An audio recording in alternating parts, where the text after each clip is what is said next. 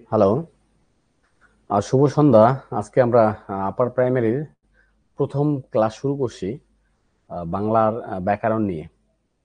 তো এখানে কয়েকজন দেখা যাচ্ছে, তোমরা যদি আওয়াজটা শুনতে পাচ্ছ তাহলে কেউ একজন তাড়াতাড়ি কমেন্ট করে শুধু জানাই দিও যে হ্যাঁ শোনা যাচ্ছে, তাহলে আমাদের সুবিধা হবে। কেউ একজন লিখে দাও।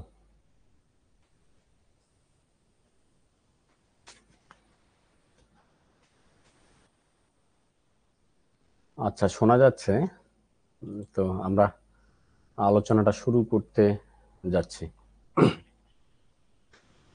যেহেতু বাংলা বিষয়ের আহ, ব্যাকরণ থেকে যে প্রশ্নগুলো আসে সেগুলোকেই আমরা ক্লাসে করাবো, এবং সেটা প্রথম থেকেই শুরু করব, একদম ডিটেলস আমরা যাব, যাতে আমরা বাংলা বিষয়ে একদম 30-এ 30 পেয়ে যাই, সেরকম ক্লাস করানো হবে একদম নিখুঁতভাবে। এখানে আজকে আমাদের প্রথম যে ক্লাসটি সেটা হচ্ছে ধ্বনি ও বর্ণ। ধ্বনি ও বর্ণ, এখান থেকে অনেক প্রশ্ন আসে, এবং আমরা ধ্বনি ও বর্ণ সম্পর্কেই অনেক কিছু জানি না, আমাদের ধারণা নেই। আচ্ছা, প্রথমে লেখা রয়েছে ধ্বনি কাকে বলে। এখান থেকে আমরা যদি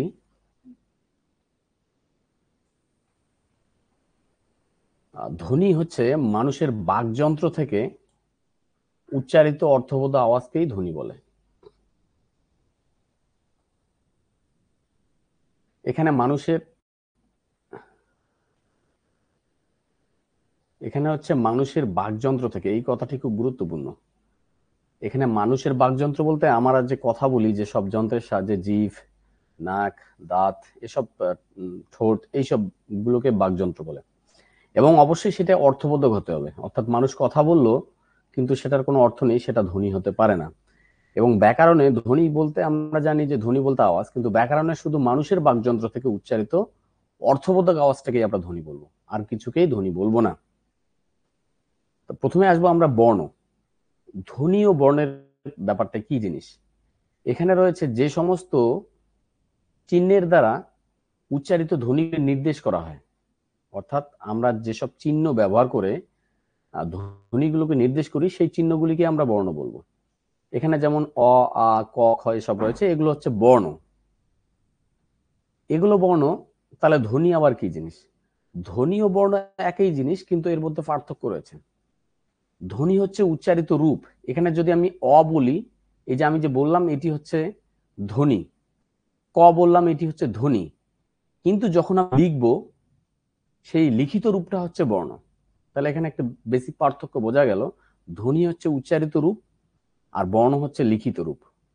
এখানে দিতে পারে যে ধ্বনি কি দেখা যায়, না ধ্বনি দেখা যায় না। এখানে ধ্বনি হচ্ছে কানে শোনা যায়, কারণ আমরা ধ্বনিটাকে যখন বলবো, উচ্চারণ করব, তখনই সেটা ধ্বনি। আর যখন লিখবো সেটি হচ্ছে বর্ণ। তাহলে বর্ণটা অবশ্যই চোখে দেখা যাবে, ধ্বনিটা কানে শোনা যাবে। আর এর আরেকটি পার্থক্য হচ্ছে যে মুখের ভাষার ক্ষুদ্রতম একক বা উপাদান হচ্ছে ধ্বনি, অর্থাৎ আমাদের মুখের ভাষার সবচেয়ে ছোট এককটা হচ্ছে ধ্বনি। অন্যদিকে লেখার ভাষার ক্ষুদ্রতম একক বা উপাদান হচ্ছে বর্ণ। তাহলে এখান থেকে আমরা পার্থক্যটা বুঝে গেলাম। ধ্বনি হচ্ছে উচ্চারিত রূপ, এবং বর্ণ হচ্ছে লিখিত রূপ। তার মানে আমি যদি ক বলি সেটা হচ্ছে ধ্বনি, এবং যদি লিখে দেই তবে সেটি হবে বর্ণ। এটি হচ্ছে ধ্বনি ও বর্ণের পার্থক্য। এরপর আমরা আসবো ধ্বনির শ্রেণী বিভাগ। ধ্বনিকে বিভিন্ন ভাবে ভাগ করা যায়।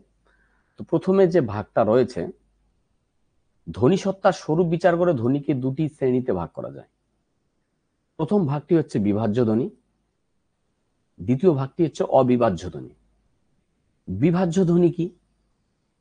বিভাজ্য তো আমরা বুঝি, যে ধ্বনিটাকে বিভাজ্য বা ভাগ করা যায় সেটি হচ্ছে বিভাজ্য ধ্বনি। যে ধ্বনিটাকে ভাগ করা যাবে সেটি হচ্ছে বিভাজ্য ধ্বনি। এখানে আমি একটু উদাহরণ দিয়েছি, বলা হয়েছে রাম যায়। এই বাক্যটিকে আমরা ছোট ছোট ধ্বনিগত উপাদানে ভাগ করতে পারি। আমরা বর্ণ বিশ্লেষণ করতে পারি র যোগ আ, অর্থাৎ রা এর সঙ্গে ম, রাম যায়, জ যোগ আ যোগ অন্তস্থ। তাহলে রাম যায় এটিকে আমরা ভাঙতে পারলাম, যেহেতু ভাঙতে পারলাম তার মানে এটি হচ্ছে বিভাজ্য ধ্বনি। এই বিভাজ্য ধ্বনির দুইটি শ্রেণী রয়েছে। প্রশ্ন আসতে পারে বিভাজ্য ধ্বনিকে কয় ভাগে ভাগ করা যায়।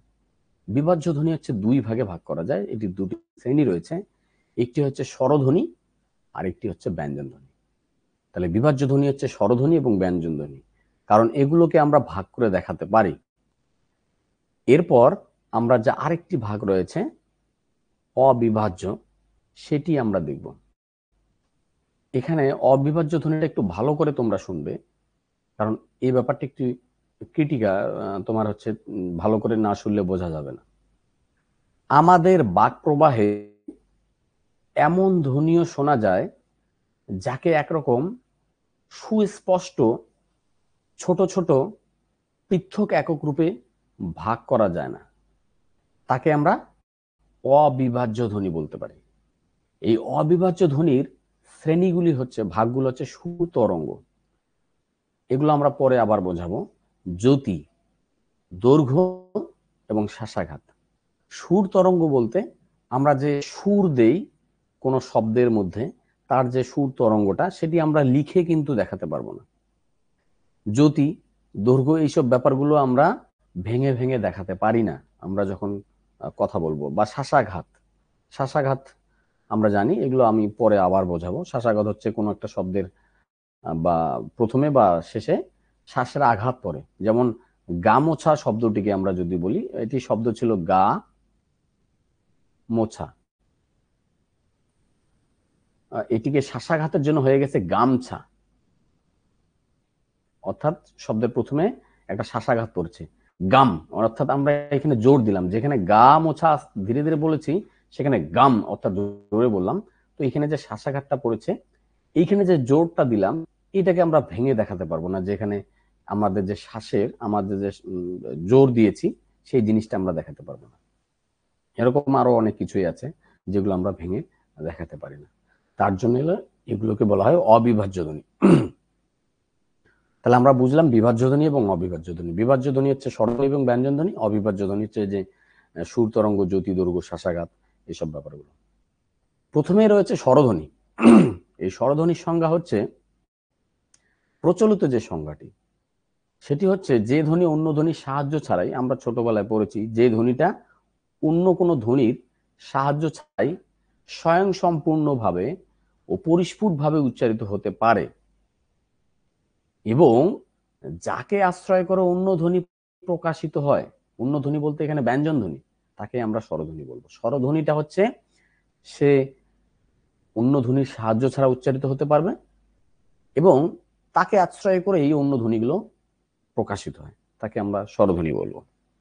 আবার এই সংজ্ঞাটিকে আবার অন্যভাবে কেউ কেউ বলেছেন, যে ধ্বনি উচ্চারণের সময় শ্বাসবায়ু মুখ বিবরে কোনো রকম বাধা পায় না, তাকে স্বরধ্বনি বলে। অর্থাৎ আমরা যদি উচ্চারণ করি অ আ, দেখবে আমাদের মুখ বিবরে মুখটা খোলা রেখেই আমরা এগুলো উচ্চারণ করতে পারছি, যেমন অ আ ই। তো তারা বলতে চেয়েছেন যে এই শ্বাসবায়ুটা আমাদের মুখ বিবরে কোথাও বাধা পাচ্ছে না, সরাসরি বের হয়ে আসছে এবং মুখ খোলা রেখে আমরা উচ্চারণ করতে পারছি, তাই এটি স্বরধ্বনি। এখানে সব থেকে গুরুত্বপূর্ণ কয়েকটা পয়েন্ট এখানে, একটা এটা তো আমরা জানি অনেকেই, তারপরেও দেয় যে বর্তমানে বাংলায় বর্ণমালা স্বরবর্ণের সংখ্যা কয়টি, এই জিনিসটা জানতে হবে। আমরা ছোটবেলায় পড়েছি শিশু শিক্ষা বইয়ে 12টি বা 13টি এরকম পড়েছি, কিন্তু বর্তমানে স্বর্ণের সংখ্যা 11টি। তাহলে বাদ গেল কি কি, সেই ব্যাপারটা আমরা জানবো। অ আমরা পড়েছি, আ পড়েছি, রস্বই পড়েছি, দীর্ঘই পড়েছি, রস্য পড়েছি, দীর্ঘ পড়েছি, রি পড়েছি। আমরা দীর্ঘ রি বলে একটা পড়েছি, এটা হ্রস্বরি বা রস্বরি মানে ছোট রি, আর একটা দীর্ঘ রি পড়েছি, এটি বাদ গেছে। তার সঙ্গে লি বলে একটা বর্ণ ছিল, হ্রস্বলি, দীর্ঘলি, এগুলো বাদ গিয়েছে। তাহলে আমরা এটা জানলাম, এ, ওই, ও, ও, এগুলো আমাদের রয়েছে, এই 11টি স্বরবর্ণ রয়েছে। তাহলে আমাদের দীর্ঘ রি আর দুটো লি, এই দুটো সেখান থেকে বাদ গিয়েছে, কারণ সেগুলো আমাদের বাংলা বর্ণমালায় বা বাংলায় কোনো কাজে আসে না, সেগুলোর ব্যবহার যেহেতু নেই, তাই সেগুলোকে ভাষাবিদরা বাদ দিয়ে দিয়েছে। এরপরে যে গুরুত্বপূর্ণ কিছু প্রশ্ন আছে, যেগুলো আমরা খুব কি বলবো, একটু আলোচনার মধ্যে আমরা এগুলো রাখি না, সেই বিষয়গুলো যেগুলো আমরা পড়ি না, সেই জিনিসগুলো, যে এই স্বরবর্ণের মধ্যে পূর্ণ মাত্রা। অনেক সময় আমাদের বলতে হয় বা বলতে দেয় যে মাত্রা কি জিনিস, আচ্ছা একটা অ লিখে তার মাত্রাটা দিতে হবে কি দিতে হবে না, সেই বিষয়গুলো এখানে রয়েছে। যে 11টি স্বরবর্ণের মধ্যে পূর্ণ মাত্রা, মাত্রা কোনগুলো? আমরা আজ বর্ণের উপরে এরকম একটি চিহ্ন দেই উপরে, সেটি হচ্ছে মাত্রা। তো এরকম স্বরবর্ণের মধ্যে পূর্ণ মাত্রা রয়েছে কয়টিতে? এখানে 6টি স্বরবর্ণে পূর্ণ মাত্রা রয়েছে।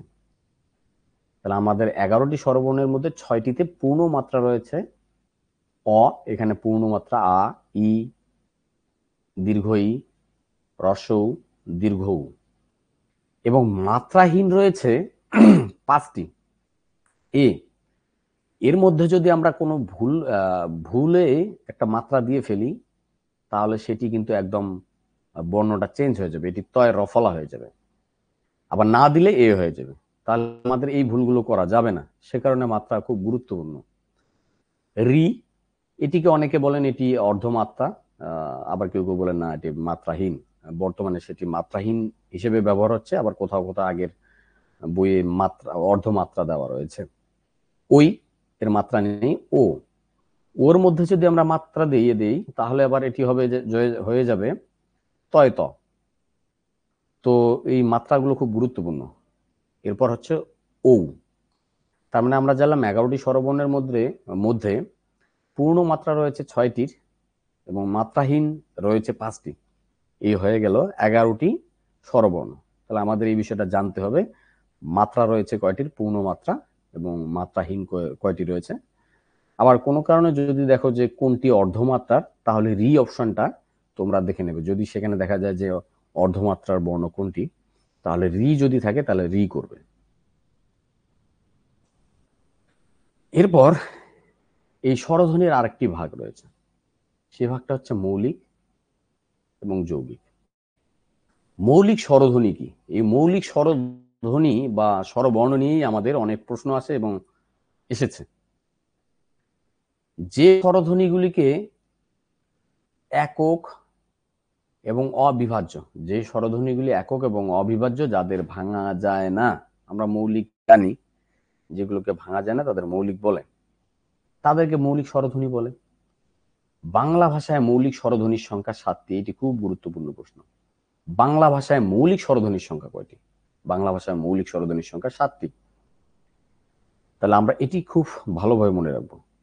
মৌলিক কেন সেটা তো আমরা জানলাম, যে স্বরধ্বনিগুলিকে আমরা ভাঙতে পারি না সেগুলোকে আমরা বলবো মৌলিক স্বরধ্বনি। এখানে অ রয়েছে, আ রয়েছে, রস্বই, রস্বউ, এ, ও, এ। এবার এগুলোকে মৌলিক বলা হচ্ছে, তাহলে বাকিগুলো কি হবে? বাকিগুলো যৌগিক। তারপরেও কিছু ব্যাপার রয়েছে। আমরা রস্বই দিয়েছি, দীর্ঘ ই দেইনি, কারণ দীর্ঘ ই এবং রস্বই একই জিনিস।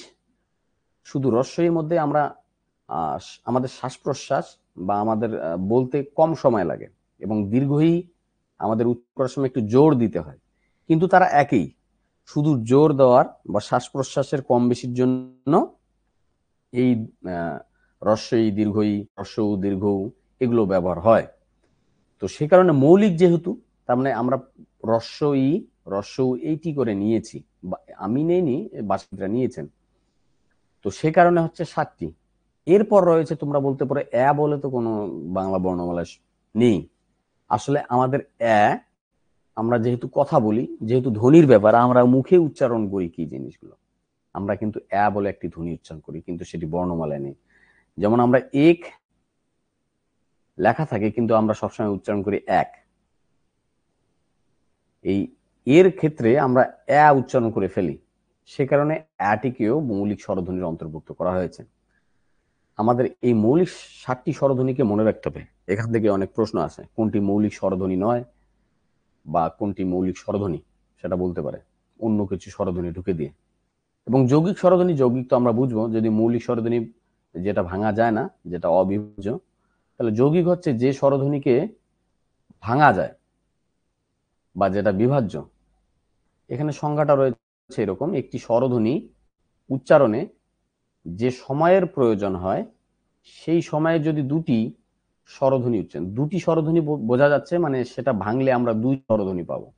এবং এখানে বলা হচ্ছে যে একটা স্বরধ্বনি উচ্চারণ করার সময় যদি দুইটা স্বরধ্বনি উচ্চারণ হয়ে যায়, তাহলে সেই স্বরধ্বনিকে যৌগিক স্বর বলবো।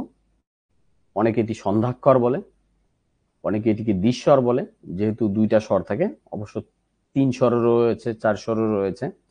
মিশ্র স্বর যেহেতু মিশ্র থাকে, যুগ্ম স্বরও বলা হয়। তাহলে যৌগিক স্বরধ্বনির এতগুলো নাম। প্রশ্ন আসবে, বাংলা বর্ণমালায় যৌগিক স্বর কয়টি? বাংলা বর্ণমালায় যৌগিক স্বর মাত্র 2টি রয়েছে। একটা হচ্ছে ওই এবং হচ্ছে ও। এটি আমাদের নিচে দেওয়া রয়েছে। তাহলে বাংলা বর্ণমালায় যৌগিক স্বর রয়েছে 2টি, কারণ এটিকে আমরা ভাঙতে পারি। ওই, এটিকে আমরা যদি ভাঙি দেখবো আমার ও এবং রস্বই রয়েছে। তাহলে 2টি স্বরবর্ণ বা স্বরধ্বনি যেহেতু ভাঙতে পারছি, এর মধ্যেই একটির মধ্যেই 2টি স্বরবর্ণ রয়েছে, স্বরধ্বনি রয়েছে, তার মানে এটি যৌগিক। তারপর রয়েছে ও, ও যোগ রস্য, এই 2টি হচ্ছে যৌগিক স্বর। এটি হচ্ছে বাংলা বর্ণমালায়, আমাদের যে বর্ণমালাটা রয়েছে সেখানে রয়েছে এই 2টি যৌগিক স্বর।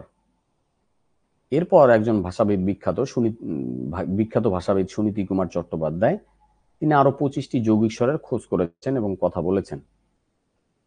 আসলে এগুলো বর্ণমালায় নেই, কিন্তু তিনি বলেছেন না, ওই 2টি ছাড়াও আরো 25টি রয়েছে। এখানে যদি কোনো কারণে সুনীতি কুমার চট্টোপাধ্যায়ের কথা বলে, তাহলে 25টি যৌগিক স্বরের কথা বলবে।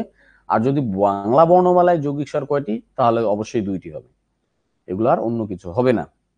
এখানে খাও, তোমরা বলবে যে খাও এখানে আবার যৌগিক স্বর কেমন করে হলো? এখানে যদি আমরা ভাঙি, খ যোগ আ যোগ ও, অর্থাৎ এখানে এই একটি স্বর, এই একটি স্বর, এখানে 2টি স্বরধ্বনি পাশাপাশি রয়েছে। তো পাশাপাশি 2টি স্বরধ্বনি একই সঙ্গে যদি উচ্চারিত হয়, তাহলে আমরা সেটিকে যৌগিক স্বর বলবো। এরকম তিনি পেয়েছেন, তো এগুলোকে আমরা যৌগিক স্বর বলবো। এটি গেল মৌলিক স্বর এবং যৌগিক স্বর। তাহলে মৌলিক স্বর 7টি, যৌগিক স্বর 2টি, আর সুনীতি কুমার চট্টোপাধ্যায়ের কথা বলে 25টি হবে। এরপর রয়েছে অর্ধস্বর। অর্ধস্বর কি জিনিস আমরা বুঝতে পারি শব্দটা শুনে। অর্ধ মানে অর্ধেক, স্বর বলতে এখানে আমরা স্বরবর্ণের কথা বলছি। যে স্বরধ্বনি, তো অর্ধস্বর এরকম তো কোনো স্বরবর্ণ নেই যে অর্ধেকটা স্বর। এখানে বলা হচ্ছে যে স্বরধ্বনি অক্ষরের শেষে বসে অর্ধভাবে উচ্চারিত হয়, অর্থাৎ স্বরধ্বনিটা ঠিকই পূর্ণ স্বরধ্বনি, কিন্তু উচ্চারণ করার সময় আমরা তাকে অর্ধেক ভাবে উচ্চারণ করি, তাকে বলা হয় অর্ধস্বর। এই বাংলা বর্ণমালা এরকম অর্ধস্বর রয়েছে 4টি, ধরা হয় ই, উ, এ, ও। এগুলো আসলে অর্ধস্বর না, এগুলো যখন প্রথমে বসবে কিংবা একাই বসবে তখন এগুলো পূর্ণ স্বর, কিন্তু বলছে অক্ষরের শেষে বসে। অক্ষর মানে হচ্ছে দল, আমরা ছোটবেলায় পড়েছি অক্ষর অর্থাৎ দল। আমাদের শ্বাস প্রশ্বাস একক প্রচেষ্টায় একটা শব্দের যতটুকু উচ্চারণ করতে পারি, আমাদের বাকযন্ত্রের সাহায্যে কোনো একটা শব্দের একক প্রচেষ্টায় যতটুকু উচ্চারণ করতে পারি, সেটি হচ্ছে দল। তো এগুলো হচ্ছে ব্যবহার হয়, অর্থাৎ বাংলা বর্ণমালায় অর্ধস্বর হচ্ছে 4টি ধরা হয়, কারণ এগুলো অর্ধস্বর হিসেবে ব্যবহার হতে পারে, বাকিগুলো হয় না। ই, উ, এ এবং ও, এগুলো হচ্ছে অর্ধস্বর হিসেবে ব্যবহার হয়। কি করে? আমি যদি বলি বই, তাহলে এই রস্বইটা হচ্ছে অর্ধস্বর। কি কারণে? এখানে ভাঙলে আমরা দেখতে পাবো বর পরে একটি অ রয়েছে। বর্ণ বিশ্লেষণ যদি করি, তারপর রয়েছে রস্বই। এখানে অর্ধস্বর হচ্ছে যখন 2টা স্বরধ্বনি পাশাপাশি থাকবে, ব্যঞ্জন বর্ণ কিন্তু না। 2টা স্বরধ্বনি পাশাপাশি থাকলে প্রথম যে স্বরধ্বনিটা সে বেশি পাবে শ্বাসবায়ু। আমরা যে কথা বলি সেখানে তাকে আমরা সময়টা বেশি দেবো, আমাদের শ্বাস বায়ুর বা আমাদের উচ্চারণ করার সময় যে সময়টা, সেটা অটা বেশি পায়। এবং কে উচ্চারণ করার সময় যতটা সময় দেওয়া প্রয়োজন আমরা ততটা বলি না, বই বলেই শেষ করি। অর্থাৎ ই বুঝে একটু পূর্ণভাবে উচ্চারণ করব, সেটি হয় না। এটি আমাদের বাকযন্ত্রের বৈশিষ্ট্য। তো সেই কারণে এই ইটা হচ্ছে অর্ধস্বর। অর্থাৎ তোমরা যদি খাওয়ার ব্যাপারে ধরো, প্রথমে যারা খাওয়ার লাইনে যায় তারা বেশি পেয়ে গেল, তারপর শেষে অল্প একটু থাকলো। তো সেরকম ব্যাপার, প্রথমে অ ছিল, তারপর রস্বই ছিল। তো এরকম এই চারটি স্বরবর্ণ যদি কোনো শব্দের শেষে তোমরা দেখো, একটা দলের শেষে, যেমন বই একটা দল, তো এইরকম দলের শেষে দেখো, তাহলে তোমরা শেষের যে চারটি স্বরবর্ণের মধ্যে যদি কেউ থাকে তাহলে সেটি অর্ধস্বর হবে। যেমন খাও, একটু আগে বললাম, এখানে ওটা হচ্ছে অর্ধস্বর, কারণ এখানে আ হচ্ছে পূর্ণস্বর, ও হচ্ছে অর্ধস্বর। তাহলে বর্ণ বিশ্লেষণ করে যদি আমরা দুটি স্বরধ্বনি পাই, তাহলে প্রথমটি হবে পূর্ণস্বর, শেষেরটি হবে অর্ধস্বর। তাহলে অর্ধস্বর হচ্ছে চারটি, ই, উ, এ, ও, এগুলো হচ্ছে অর্ধস্বর হিসেবে ব্যবহার করা হয়। কিন্তু আলাদাভাবে ব্যবহার করলে সেগুলো পূর্ণস্বর হবে, তখন আবার হবে না। আমি যদি বলি ইট, এখানে কিন্তু ইটা হচ্ছে পূর্ণভাবে উচ্চারিত হচ্ছে, তখন আবার এটি অর্ধস্বর হবে না, তখন পূর্ণস্বর হবে। এরপর হচ্ছে, যদি তোমরা কেউ বুঝে না থাকো লিখে দেবে। আবার উচ্চারণের পরিমাপ বা মাত্রানুসারে স্বরধ্বনিকে দুইটা শ্রেণীতে ভাগ করা যায়। উচ্চারণের পরিমাপ, অর্থাৎ উচ্চারণের পরিমাপ অনুসারে বা মাত্রানুসারে তাকে দুই ভাগে ভাগ করা যায়। একটা হচ্ছে মাত্রাগত, আর একটি হচ্ছে গুণগত। মাত্রাগত কি জিনিস? এখানে আমরা একটা স্বরধ্বনিকে উচ্চারণ করার সময় কতটা সময় দিচ্ছি। আমরা যদি কোনো একটা যন্ত্রের মধ্যে স্বর বর্ণগুলোকে উচ্চারণ করি, তাহলে দেখব একদম সঠিকভাবে সূক্ষ্মভাবে কোনো যন্ত্রের সাহায্যে দেখা যায়, তাহলে দেখা যাবে কোনো স্বরবর্ণটা একটু সময় কম লাগছে, কোনোটা একটু বেশি লাগছে।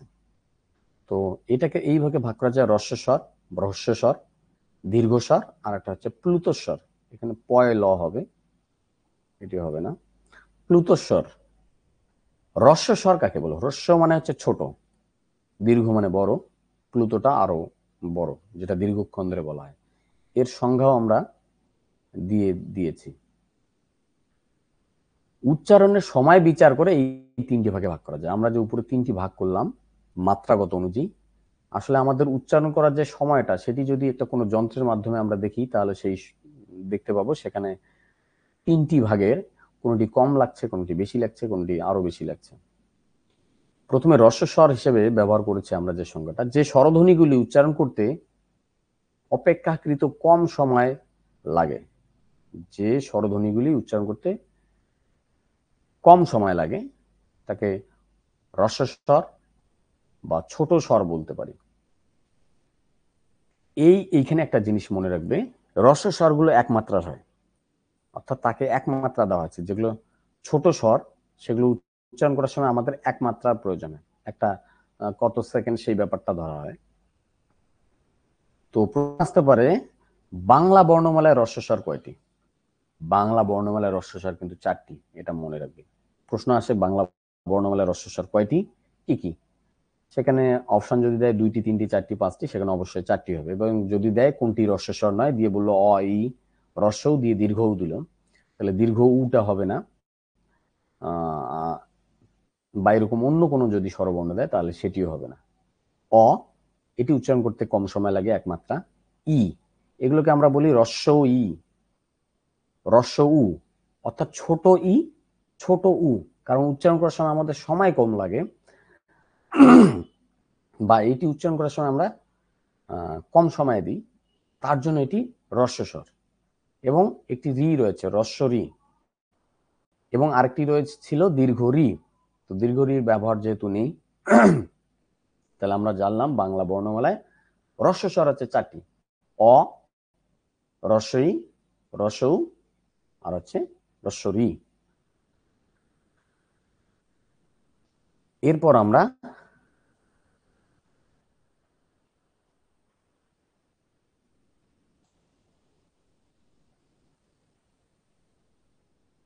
কেউ বলেছে, সুদীপ কুমার হালদার, স্যার বেকার জ্বালা আর সহ্য করতে পারছি না। সে তো বুঝতেই পারছি বেকারত্বের কতটা জ্বালা, সেটা আমরা সবাই বুঝতে পারছি, কিন্তু কিচ্ছু করার নেই। কারণ কখন আবার নোটিশ দিয়ে কখন কি করবে, তখন আমাদের আফসোস করতে হবে। তো সেটা শুধু তোমার কেন না, সেটা সবার জন্যই।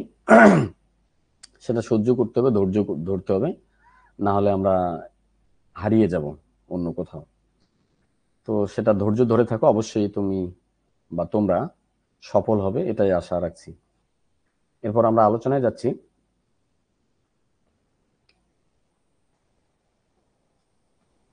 যে স্বরধ্বনিগুলি উচ্চারণে অপেক্ষাকৃত বেশি সময় লাগে, তাহলে আমরা জানলাম যেটা কম সময় লাগে সেটা হ্রস্বস্বর, হ্রস্বস্বর, আর যেটি বেশি সময় লাগবে সেটি দীর্ঘস্বর বা বড় স্বর।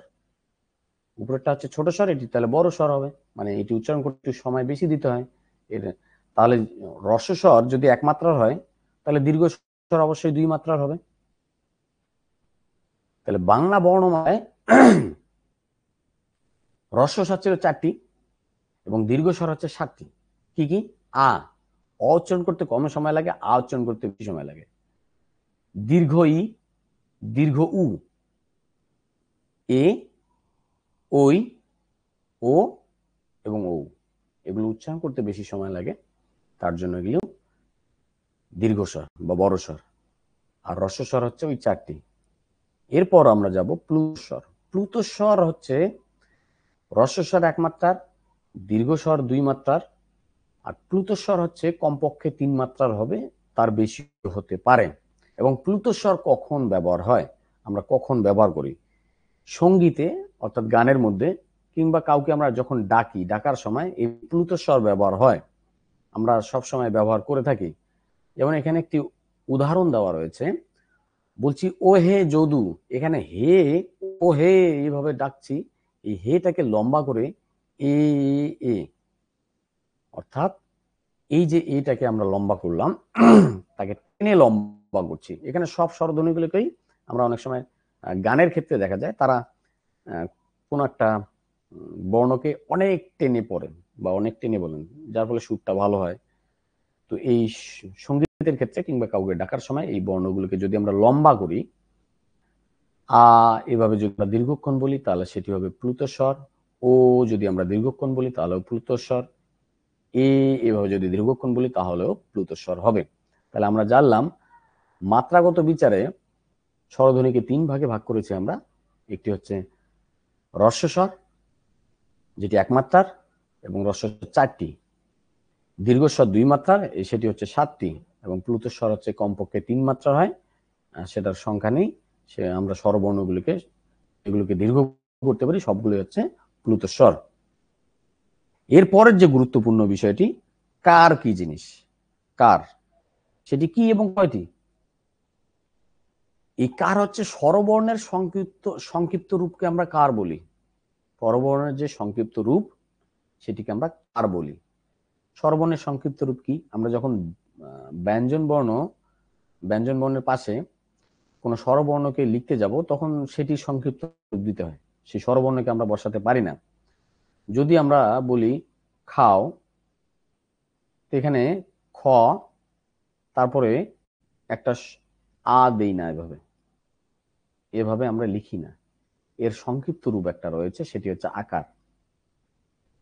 সেরকম যতগুলো স্বরবর্ণ রয়েছে আমাদের বাংলা বর্ণমালায় 11টি, সে 11টার মধ্যে 10টি এর সংক্ষিপ্ত রূপ রয়েছে। সেই 10টি সংক্ষিপ্ত রূপকে আমরা বিভিন্ন চিহ্ন দ্বারা প্রকাশ করেছি। আকার রয়েছে, ইকার রয়েছে, এগুলো হচ্ছে কার চিহ্ন। আকার, ইকার, দীর্ঘ ইকার, হ্রস্ব উকার, রিকার, এগুলোকে আমরা বলি কার। বাংলা স্বরবর্ণে 10টি কার রয়েছে। এবার প্রশ্ন হচ্ছে, বাংলা স্বরবর্ণের স্বরবর্ণ তো 11টি রয়েছে, তাহলে কার আবার কেন 10টি হলো? সব স্বরবর্ণেরও তো কার হওয়া উচিত, কিন্তু 10টি হলো কেন? আসলে অয়ের কোনো কার চিহ্ন নেই, আমরা অয়ের জন্য কোনো চিহ্ন ব্যবহার করি না। আসলে এই বর্ণটি সব বর্ণের সঙ্গে লুকিয়ে থাকে, যে কোনো ব্যঞ্জন বর্ণের সঙ্গে লুকিয়ে থাকে, তার জন্য কার ব্যবহার হয় না। এই যে লুকিয়ে থাকে তার জন্য এটিকে নীলিন বর্ণ বলা হয়, অর্থাৎ সে লুকিয়ে থাকে, তাকে আমরা দেখতে পাই না। এখানে আমরা ব্যাখ্যা করেছি, এর কারণ অয়ের কোনো কার চিহ্ন নেই, অর্থাৎ এর কোনো গৌণ রূপ নেই। তাই অকে নিহিত স্বর, কারোর মধ্যে নিহিত থাকে বা নীলিন বর্ণ বলা হয়।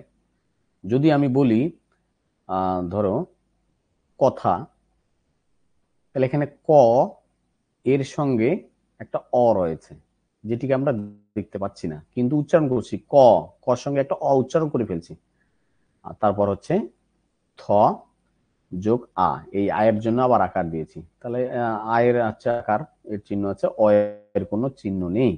তার জন্য স্বরবর্ণ 11টি, কার চিহ্ন হচ্ছে 10টি, এবং অকে নীলিন বর্ণ বলা হয়, নিহিত স্বরভায়, কারণ এটি লুকিয়ে থাকে। যেহেতু লুকিয়ে থাকে ব্যঞ্জন বর্ণের সঙ্গে, তার জন্য এটির কোনো কার চিহ্ন নেই। তাহলে আমরা বুঝে গেলাম এতগুলো শ্রেণী। এরপর রয়েছে উচ্চারণ প্রকৃতি অনুযায়ী মৌলিক স্বরধ্বনির ভাগ। আমরা পড়েছি যে মৌলিক স্বরধ্বনি হচ্ছে 7টি। এই মৌলিক স্বরধ্বনি থেকে প্রাইমারিতে হোক, আপার প্রাইমারিতে হোক, যেখানেই হোক, কিংবা এসএসসিতে হোক, সেখানে কিন্তু এখান থেকে শ্রেণীগুলোর প্রশ্ন বেশি করে, কারণ আমরা মৌলিক শ্রেণীগুলো সঠিক ভাগ জেনে উঠতে পারিনি বা জানি না, অনেকেই অবশ্য জানি। এই স্বরধ্বনিগুলোকে আবার মৌলিক স্বরধ্বনিগুলো বিভিন্নভাবে ভাগ করা যায়। জিহ্বা, আমাদের জিভের অবস্থান অনুযায়ী ভাগ করতে পারি, অর্থাৎ জিহ্বা দিয়ে বা জিভ দিয়ে কিভাবে উচ্চারণ করি। তারপর ওষ্ঠ অনুযায়ী ভাগ করতে পারি, আবার মুখ বিবরের অবস্থান অনুযায়ী ভাগ করতে পারি। তো প্রথমে যে ভাগটি রয়েছে সেটি হচ্ছে জিহ্বা বা জিভ। এই অনুযায়ী এই স্বরধ্বনিগুলোকে বিভিন্নভাবে ভাগ করা যায়। সম্মুখ স্বরধ্বনি, পশ্চাৎ স্বরধ্বনি, উচ্চ স্বরধ্বনি, নিম্ন স্বরধ্বনি, উচ্চ মধ্য স্বরধ্বনি, নিম্ন মধ্য স্বরধ্বনি। এগুলো তোমরা হয়তো বুঝতে পারছো না, আমি একটি ছক দিচ্ছি। এটি খুব গুরুত্বপূর্ণ বাংলা বর্ণমালায়। এই ছকটি বাংলা বর্ণমালায় নয়, বাংলা এই ধ্বনি বর্ণের ক্ষেত্রে এই ছকটি খুব গুরুত্বপূর্ণ। তোমরা ব্যাকরণ বইয়ে দেখতে পাবে এই ছকটি রয়েছে, নবম শ্রেণীর কিংবা আরো নিচের ক্লাসে দেখতে পাবে। সেখানে একটি ছক বানিয়ে দেওয়া হয়েছে, ভাষাবিদরা দিয়েছেন। এই ছকটি মাথায় না রাখলে এই শ্রেণীগুলো তোমাদের যতই মুখস্থ করো তোমরা সব গুলিয়ে যাবে। এখানে প্রথমে রয়েছে ই, এ, এ। এখানে হবে হ্রস্ব উ, তারপর ও, তারপর হচ্ছে অ, এখানে হবে, মাঝখানে হবে আ। এই ছকটা সবগুলোতেই লাগবে। তোমরা যদি এই ছকটা মনে রাখো এবং 7টি মৌলিক স্বরধ্বনি তোমরা জানতে পারবে, ই, এ, উ, ও, অ, এবং নিচে হচ্ছে আ, তাহলে আমরা সব ভাগ জানতে পারবো। এখানে প্রশ্ন আসে সম্মুখ স্বরধ্বনি কোনটি নয়, পশ্চাৎ স্বরধ্বনি কোনটি নয়, বা কোনটিকে পশ্চাৎ স্বরধ্বনি বলা হয়, উচ্চ স্বরধ্বনি কোনটিকে বলা হয়। এই প্রশ্নগুলোই থাকে। এই ছকটা তার জন্য খুব গুরুত্বপূর্ণ, বারবার মুখস্থ রাখবে এবং খাতায় লিখে রাখবে। এই ছকটা তোমরা বিভিন্ন বইয়ের মধ্যেও দেখতে পাবে। আচ্ছা, এখানে এখানে যদি জিভের অবস্থান অনুযায়ী আমরা এগুলোকে ভাগ করি, প্রথমে যে রয়েছে ভাগটি সেটা হচ্ছে সম্মুখ স্বরধ্বনি। এগুলো হচ্ছে তোমরা নিজে নিজে পরীক্ষা করবে, আমি বলতেছি। তোমরা প্রথমে তোমরা এই 3টি স্বরবর্ণকে বা স্বরধ্বনিকে উচ্চারণ করবে। ই, এ, আ তোমরা নিজে নিজে উচ্চারণ করবে, তাহলেই বুঝতে পারবে, না হলে বুঝতে পারবে না। ই, এ, আ, দেখবে আমাদের জিভটা সামনের দিকে এগিয়ে যাচ্ছে। ই, এ, আ, ভালো করে যদি দেখো তাহলে দেখবে আমাদের জিভটা ধীরে ধীরে সামনের দিকে এগিয়ে যাচ্ছে। ই, এ, আ, তার জন্য এটির নাম সম্মুখ স্বরধ্বনি। কারণ এগুলো উচ্চারণ করার সময় আমাদের জিভটা এগিয়ে যায়, সম্মুখে যায়, তার জন্য এগুলোকে বলা হয় সম্মুখ স্বরধ্বনি। এরপর পশ্চাৎ স্বরধ্বনি মানে পিছনে যায়। তাহলে তোমরা যদি এই 3টিকে উচ্চারণ করো, দেখবে উ, ও, অ, ভালো করে উচ্চারণ করে দেখো, উ, ও, অ, দেখবে জিভটা পিছন দিকে চলে যাচ্ছে। অর্থাৎ জীবের অবস্থান অনুযায়ী ই, এ, আ যেহেতু সামনে যাচ্ছে, তাই সম্মুখ স্বরধ্বনি। তাহলে তোমরা অপশন যদি দেয় পরীক্ষায় যে সম্মুখ স্বরধ্বনি কোনটি নয়, তাহলে তোমরা পরীক্ষা করবে প্রথমে ই, এ, আ, তাহলে সামনে যাচ্ছে, তার মানে এটি সম্মুখ স্বরধ্বনি। আর উ, ও, অ, যেহেতু জিভটা পিছনের দিকে যাচ্ছে, তাহলে এটি হবে পশ্চাৎ স্বরধ্বনি। তাহলে আমরা একবারই গেলাম। এরপর রয়েছে উচ্চ স্বরধ্বনি। উচ্চ স্বরধ্বনি কেন? জিভটা যখন এগুলোকে যদি আমরা উচ্চারণ করি, দেখব জিভটা আমাদের উপরে অবস্থান করে কখনো, কখনো নিম্নে অবস্থান করে, কখনো উচ্চ মধ্য অবস্থানে করে। তোমরা যদি পড়ো ই, তারপর বলো এ, তারপরে বলো অ্যা, দেখবে ই উচ্চারণ করার সময় জিভটা একদম উপরে ছিল, একটু উপরে থাকে। ই এ উচ্চারণ করে দেখো, ই এ, অর্থাৎ জিভটা একটু উপরে ছিল ই উচ্চারণ করার সময়, তারপর এ করার সময় একটু নিচে নেমে আসলো, তারপর অ্যা উচ্চারণ করার সময় আরো নিচে চলে আসলো, আর আ উচ্চারণ করার সময় একদম নিম্নে চলে আসছে, আ। তাহলে তোমরা যদি নিজে নিজে উচ্চারণ করো তাহলেই বুঝতে পারবে, মুখস্থ করে সব গুলিয়ে যাবে, মুখস্থ করা যাবে না। ঠিক একইভাবে এই দিকেও দেখা যাবে, উ উচ্চারণ করার সময় জিভটা উপরে ছিল, তারপর ও উচ্চারণ করার সময় জিভটা আরেকটু নিচে চলে আসছে, অ উচ্চারণ করার সময় আরো নিচে চলে আসছে, আর আ উচ্চারণ তো একদম নিচে অবস্থান করছে। তো ই এবং উ হচ্ছে তাহলে উচ্চ স্বরধ্বনি। এই পরীক্ষা নিরীক্ষা যদি নাও করতে পারো, এই ছকটা যদি মনে রাখো, এটিকে জিভ ধরবে, তাহলে এর উপরে যে আছে, আমরা যদি ধরি এটা first floor, second floor, third floor এভাবে ধরি, সব থেকে উপরে রয়েছে ই এবং উ। তাহলে ছকটা যদি মাথায় রাখো, মুখস্থ রাখো, পরীক্ষার ইয়ার মধ্যে আমরা জাস্ট মনে রাখবে যে সব থেকে উপরেতে ছিল ই এবং উ, যেহেতু উপরে ছিল তাহলে উচ্চ স্বরধ্বনি শেষ। এই ছকের উপরে যারা আছে তারা হচ্ছে উচ্চ স্বরধ্বনি, যেহেতু এগুলো উচ্চারণ করার সময় জিভটা সর্বোচ্চ অবস্থানে থাকে, তাহলে উচ্চ স্বরধ্বনি হয়ে গেল। আর সব থেকে নিচে কে রয়েছে? আ, তাহলে এটি হবে নিম্ন স্বরধ্বনি। ব্যাস, তাহলে উপরে যে রয়েছে উচ্চ স্বরধ্বনি, উচ্চ স্বরধ্বনি তাহলে কে কে? রস্যই এবং রস্যৌ। আর নিম্ন স্বরধ্বনিকে সব থেকে নিচে অবস্থান করছে আ। তোমরা নিজে নিজে উচ্চারণ করে দেখবে, তাও হবে, আবার ছকটা মনে রাখলেও হবে। এরপর হচ্ছে উচ্চ মধ্য। উচ্চ মধ্য কেমন করে পড়বে? সব থেকে উঁচুতে কে ছিল? ই, তার নিচে যে তাকে বলবো উচ্চ মধ্য, অর্থাৎ একটু উঁচু থেকে নিচে নামছে, তার জন্য উচ্চ মধ্য। তাহলে এ উচ্চারণ করার সময় আমাদের একটু উঁচু থেকে নিচেতে নামে, মানে সর্বোচ্চ অবস্থান থেকে একটু নিচে নামে, ই এ অ্যা। তাহলে ই থেকে একটু নিচে নেমে আসে জিভটা, তার জন্য এটি হচ্ছে উচ্চ মধ্য। ঠিক ওটাও হচ্ছে উচ্চ মধ্য। আর নিম্ন ছিল আ, তো একটু নিচ থেকে উপরের দিকে থাকে জিভটা এ এবং অ উচ্চারণ করার সময়, তাহলে আমরা বুঝবো এ এবং অ হচ্ছে নিম্ন মধ্য। তার মানে ছকটা সহজে মুখস্থ রাখতে পারবে যদি বলো সব থেকে উপরে রয়েছে কে? ই এবং উ, তাহলে এটা উচ্চ স্বর। সব থেকে নিচে কে? আস, তাহলে নিম্ন স্বর। ইর থেকে নিচে যেটি সেটি হচ্ছে উচ্চ মধ্য, মানে ওর সঙ্গে রিলেট করে উঁচু থেকে একটু নিচু, তাহলে উচ্চ মধ্য। আর নিচু থেকে একটু উপরে সেটি হচ্ছে নিম্ন মধ্য। ব্যাস, ছক শেষ। আর হচ্ছে এই সম্মুখ স্বরধ্বনিটা বললাম, এগুলো তোমরা উচ্চারণ করে দেখবে এবং বুঝতে পারবে যে ই এ উচ্চারণ করার সময় জিভটা এগিয়ে যায়, তার জন্য সম্মুখ স্বরধ্বনি। উ ও অ উচ্চারণ করার সময় পিছিয়ে যায়, তাই পশ্চাৎ স্বরধ্বনি। আর ছকটা তোমরা যদি মনে রাখো তাহলে সব থেকে উপরে যে রয়েছে এই দুটি হচ্ছে উচ্চ স্বরধ্বনি, নিচেরটা নিম্ন স্বরধ্বনি। উপর থেকে যে নিচে রয়েছে সে হচ্ছে উচ্চ মধ্য, আর নিচ থেকে যে একটু উপরে রয়েছে সেই দুটি হচ্ছে নিম্ন মধ্য। ছকটা থেকেও হবে, তোমরা যদি নিজে নিজে জিভ দিয়ে পরীক্ষা করো, উচ্চারণ করে দেখো, তাও তোমরা পাবে। এরপর ঠোঁটের অবস্থান আরো অনেক কয়েকটা ভাগ রয়েছে, তো আজকে আমরা ক্লাসটা বড় করতে যাচ্ছি না, আজকে এখানেই রাখছি। এরপরের ক্লাসে বাকি আর যে বিষয়গুলো রয়েছে সেগুলো আমরা করব। এবং যদি কারো কোনো অসুবিধা থেকে থাকে, কোনো বুঝতে পারছো না, তাড়াতাড়ি কমেন্ট করে জানাও, আমরা ক্লাসটা শেষ করব।